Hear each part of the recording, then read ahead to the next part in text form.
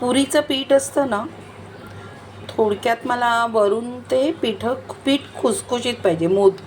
तळून मोदक करते ना, मग त्या तळून मोदक करायला जसं पीठ लागतं ना, तसं मी बनवते. तर ह्याच्यामध्ये मी जवळजवळ 2 कप ह्याचं 2 वाट्या गव्हाचं पीठ, त्याच्यामध्ये 1 वाटी मी काय ते मैदा घातला, चवीनुसार मीठ घातलं, साखर घातली. आता ह्याला ना मी गरम तेलाचं मोहन करणार. हे तेल गरम केलं आहे, पण मला पारी खुसखुशीत पाहिजे ना, म्हणून. आता चमच्याने आपण असं हे करून घेऊ. जास्त नाही हो, थोडंसं आपलं झालं. आता पाणी घालून पीठ हे ना घट्ट मळून घ्यायचं.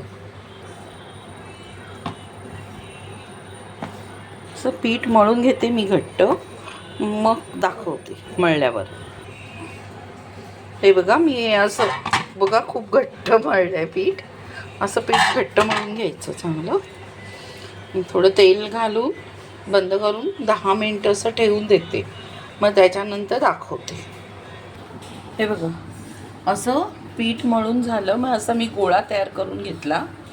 आता त्या गोळ्याची ना ही अशी चपाती लाटून घेतली, आणि त्या चपातीच्या आपण आता अशा पुऱ्या करायच्या.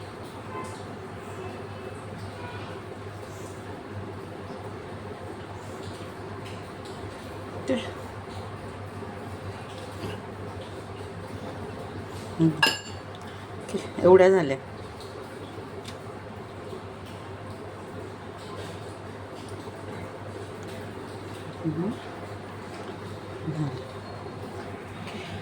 आता ह्याच्यात मोदक बनवायचे ह्याचे.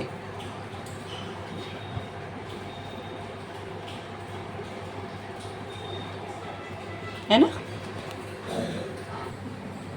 हे बघा मी मोदक करून घेतले, कारण वेळ झाला असताना परत मी तुम्हाला नंतर परत कधीतरी मोदक प्रॉपर नाही तर दाखवते थोडा.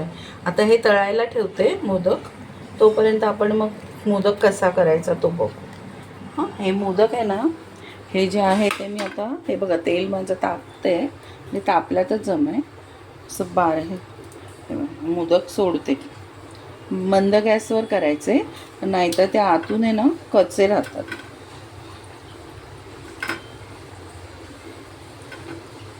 आणि मोदकाबरोबर 1 करंजी तरी नक्कीच करायची, त्यांची बहीण.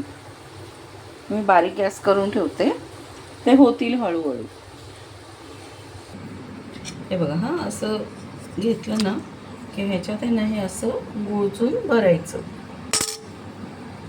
आणि काही नाही, चिमट्या मारायच्या नुसत्या. हे बघा असं असं, बरोबर ना. आणि हे गव्हाच्या पिठाचे मोदक आहेत ना, त्यामुळे ते पटकन होतात, काही टेन्शन नाही त्याचं. हे बघा, आता असं हे जवळ करायचं आणि असं तयार करायचं. झाला बघा तुमचा मोदक तयार.